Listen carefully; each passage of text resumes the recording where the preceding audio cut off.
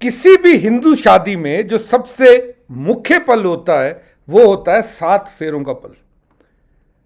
आप सोचिए, अगर शादी हुई है और उसमें 7 फेरे ही नहीं लिए गए, किसी भी वजह से 7 फेरे लिए नहीं गए, तो आप बताइए वो शादी अवैध है या नहीं है।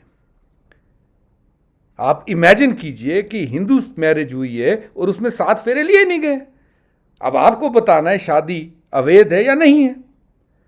आपको इस प्रश्न का अगर उत्तर जानना है तो आपको 3 चीजें याद रखनी है कि हिंदू मैरिजेस के लिए एक एक्ट हमारे पार्लियामेंट ने बनाया हुआ है जिसे कहते हैं हिंदू मैरिज एक्ट 1955। इसी हिंदू मैरिज एक्ट 1955 के अनुसार ही हिंदू मैरिजेस को रजिस्टर किया जाता है और इसी के साथ देखा जाता है कि वो अवैध है या नहीं है। मुस्लिम्स के लिए भी एक मुस्लिम मैरिज एक्ट है जिसके अनुसार देखा जाता है कि जो मुस्लिम मैरिजेस हैं ये अवैध है या नहीं है, और इसी में पूरा एक लेजिटिमेसी का रूल्स लिखे हुए हैं। यदि कोई भारतीय नहीं चाहता कि वो किसी रिलीजन के तहत शादी करे, वो केवल कानून की नजरों में शादीशुदा होना चाहता है, तो उसके लिए स्पेशल मैरिजेस एक्ट 1957। अब हुआ क्या? हुआ ये कि अगर आप हिंदू मैरिज एक्ट खोलेंगे, हिंदू मैरिज एक्ट का अगर आप सेक्शन 7 खोलेंगे तो यहां पर लिखा हुआ है ceremonies for Hindu marriages. Ceremonies यानी हिंदूज को मैरिजेस के दौरान क्या क्या सेरेमनीज परफॉर्म करनी है।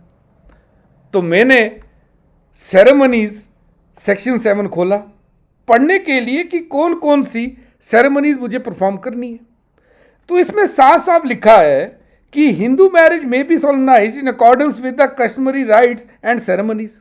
मतलब कोई सेरेमनीज है जो आपको परफॉर्म करनी है।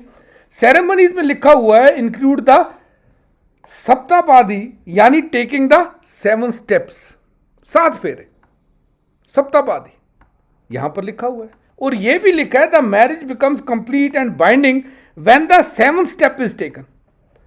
मतलब 7 फेरे लिए बिना हम ये कह ही नहीं सकते कि जो मैरिज है वो लीगल है या नहीं है।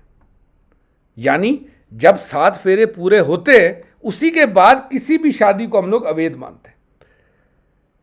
अब हुआ ये कि दिल्ली हाई कोर्ट में एक केस जाता है, पति पत्नी का आपस में झगड़ा हुआ, तलाक तक का मामला आया और वो लोग केस लेकर पहुंचे दिल्ली हाई कोर्ट।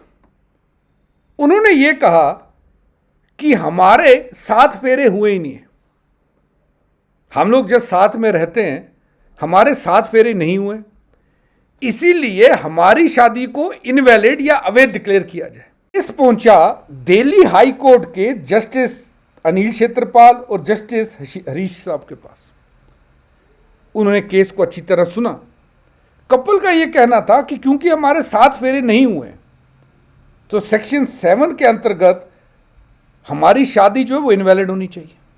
हमारी शादी को आप इनवैलिड डिक्लेयर कर लीजिए, क्योंकि 7 सेक्शन में लिखा हुआ है कि 7th फेरे के बाद ही जो शादी है उसे लीगल माना जाएगा। दोनों जस्टिस ने बड़े अच्छी तरीके से कपल्स की बात सुनी और पूछा आप कितने टाइम से साथ में रह रहे हैं, क्या आप एक दूसरे को इस दौरान हस्बैंड वाइफ मानते थे।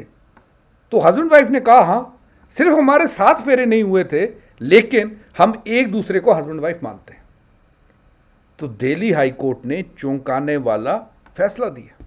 दिल्ली हाई कोर्ट ने कहा यदि 7 फेरे नहीं भी हुए हैं तो भी हम आपके विवाह को अमान्य घोषित नहीं कर सकते। क्यों? क्योंकि आप एक लंबे टाइम से एक दूसरे के साथ रहते रहे, आप एक दूसरे को हस्बैंड वाइफ मानते रहे।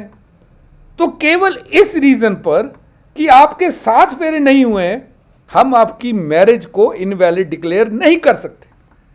यानी उन्होंने यह कहा कि अगर हिंदू मैरिज एक्ट में कोई 2 लोगों की शादी होती है, एक दूसरे को हस्बैंड वाइफ मानते हैं, साथ में रहते हैं, उनके बच्चे हैं, लेकिन 7 फेरे नहीं हुए, सिर्फ इसलिए कि उनके 7 फेरे नहीं हुए हम शादी को इनवैलिड डिक्लेयर नहीं कर सकते, क्योंकि आप एक दूसरे के साथ रह रहे हैं, आप डॉक्यूमेंट्स में मैरिड है।